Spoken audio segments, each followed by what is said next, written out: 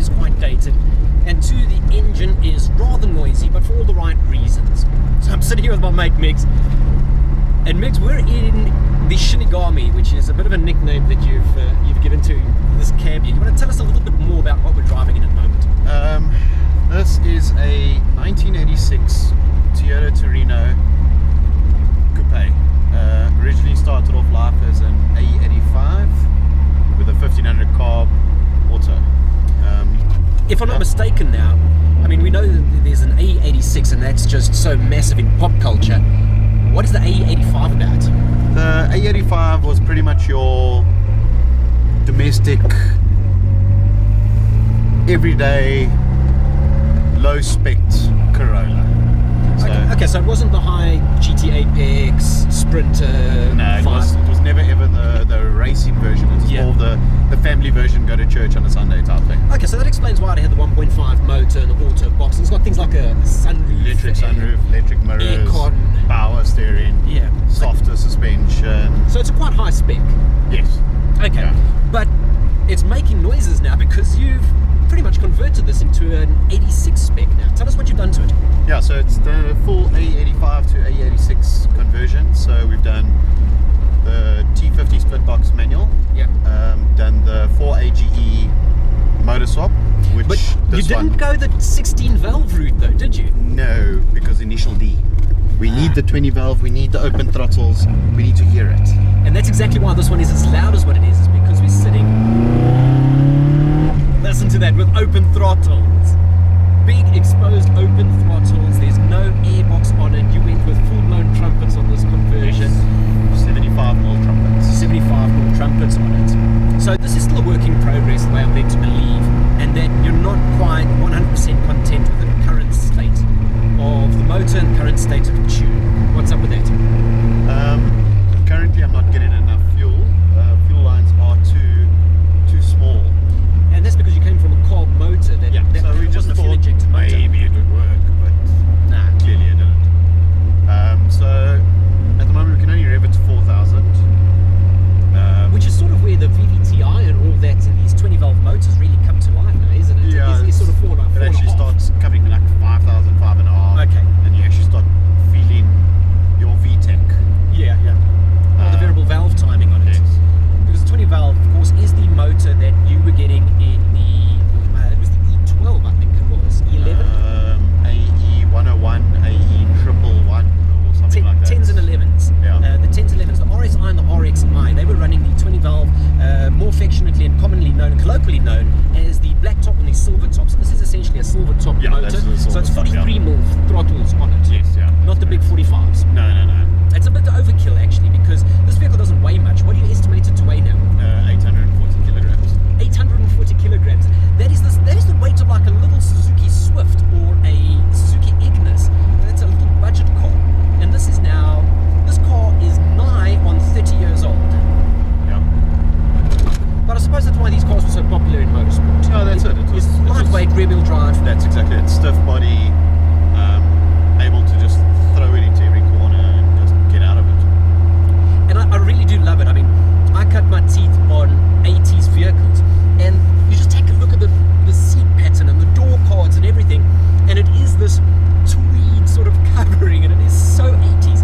The dashboard design is absolutely, it's beautiful, it's so nostalgic, but oddly enough, it's still got that 80s Japanese car smell to it.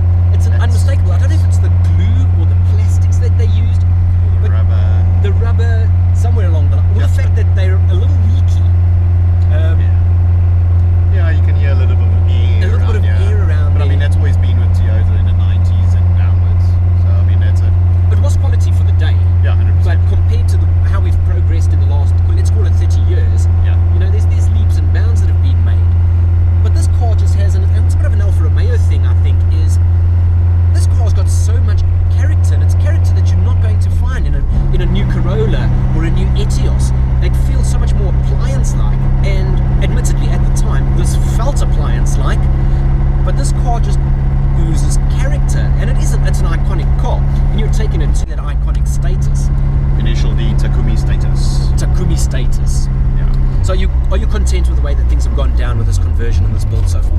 Well, initially, I thought that I would have done it a lot quicker than what I did do it in. Well, I'm going to stop you there because, I mean, we were following a little bit of progress on this, and you did it in what many people believe is record time. You went from auto to manual, you went from 1500 carb to 1600 20-valve fuel injected. Okay, there's no management on this vehicle. It was running a carb system. It was all cable. This was all analog. How long did that process take you? Admittedly, you assembled parts after a while, but from the moment when you parked this and said, this engine's coming out and it's never going to turn a wheel in anger with this engine ever again, how long did it take you until you could turn the key and drive away in it? Roughly about 3 weeks. 3 weeks! And this man's saying that it took longer than what he planned. I wanted to do it in a weekend. In a weekend? You're doing an auto to manual conversion. You're doing all of that, and then of course the wiring and the tuning. Any major challenges with that conversion though? Because I mean the internet makes it sound easy. Yeah, it's I mean, I read up forums, I read up how-tos and all that, and it all looks so easy and everybody can do it and whatever. And I mean, this is also the first time that I've actually played around with a Japanese car. I'm always used to my Germans, especially the 1.8T 20-valve motors. Once again, it's a 20, so we got 20/20 vision. I struggled a little bit to actually fit a clutch pedal in here. Obviously there was nothing ever in here. No, so you had, and that's another part of the conversion. Is fitting a whole new pedal block. Or pedal box. Cutting into the firewall. Yes. All of that stuff just to like make it fit. And then it was to try find a manual here. I'm saying manual again. Trying to find a manifold here locally. Yes. You can get hundreds of them overseas, but then you're paying $600, $800 for an average one. And that's way too expensive. So you could very well have had something made up, but that itself would have taken 3 weeks to manufacture. That's exactly it. And they would have required the vehicle, which you weren't exactly able to take in. Because of course now this motor is sitting longitudinally instead of transversely, and these 20-valve motors and the manifolds for them locally are front-wheel drive based. So a front-wheel drive manifold isn't going to work. The thing's going to just curve underneath and head off to the driver's side. That's exactly which it. It's not doing here. It has to all follow down passenger side, run through the center tunnel and that. I mean, the rest of it's not rocket science, but that manifold is quite a tricky bit. That was actually, it was that and power steering. Originally the rack sits on this side for the power steering lines. Yes. Originally the power steering pump sat on this side as well, but now obviously with 20 valve in it, now the pump sits on that side, alternator sits now on this side, so everything was just opposite ends. Chopped and changed and switched around. Yeah, that's it. So now, I mean, now to try and make hard lines to go all the way through to that side, Yes. I mean, that was just a ball ache.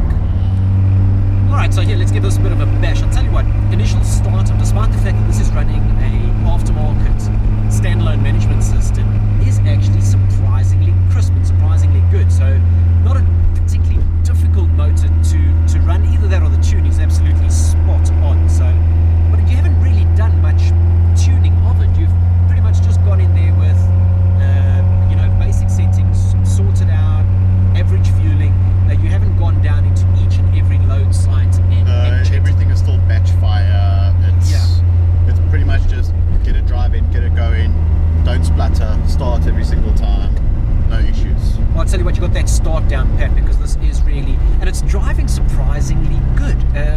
There's no lurching and it doesn't struggle here just off idle, a little bit of throttle input and the pickup is alright. And she's going. And it goes and it runs lovely. And we're not picking up overfueling or a particularly lean situation or scenario either. So I think that's pretty good. Yeah, certainly.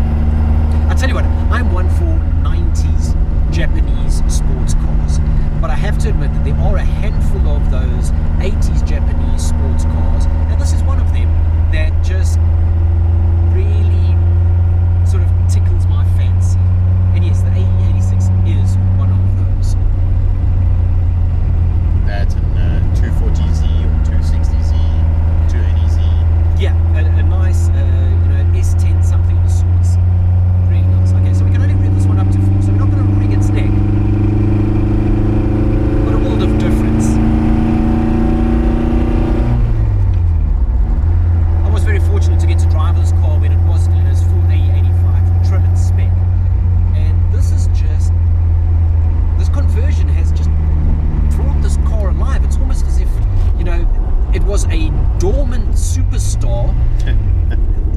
to say it, but this is a bit of a Susan Boyle. You know, nobody was going to look at it twice. It had a boring office job. It just, you know, was running through the motions. But given the right opportunity, it's presented itself with some fantastic potential. And it's coming alive just thanks to the manual gearbox and the right motor setup. Yeah, and as soon as it starts revving to more than double of what it's capable, I think it'll be completely different once again. But I do get a sneaky suspicion that you're going to have to go through it with a slightly finer toothed comb then. You know, as soon as you've got that type of power that's being made, you're going to need to make sure they've got first gear. Yeah. Very high clutch take on that. So you were saying that could just be a bit of could just be a spacing issue. A spacing issue on that clutch pedal.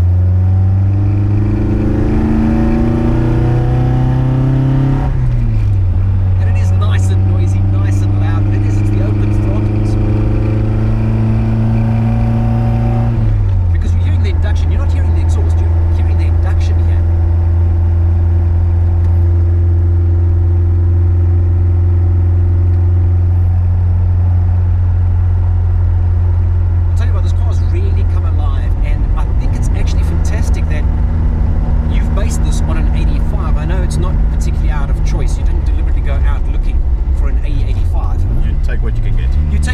Especially seeing as there's only 2 known 85, 86s in the country.